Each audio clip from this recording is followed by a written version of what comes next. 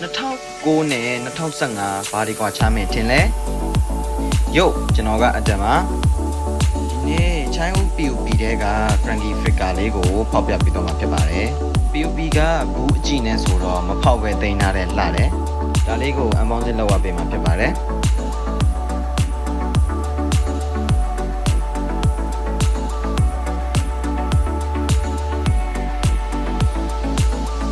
PUP မှာလက်တစ်ဖက်နဲ့အကောင်လုံးပို့ပါတယ်ပြီးတော့တခြား figure တွေထပ်ပို့ပြီးအကျန်းခံတယ်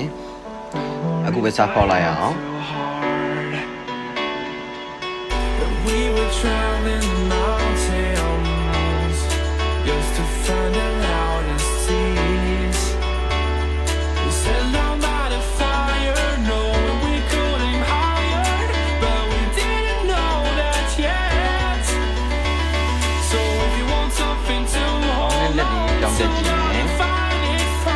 ဒီ figure ကတော့2015ထုတ် figure လေးဖြစ်ပါတယ်ဒါလေးက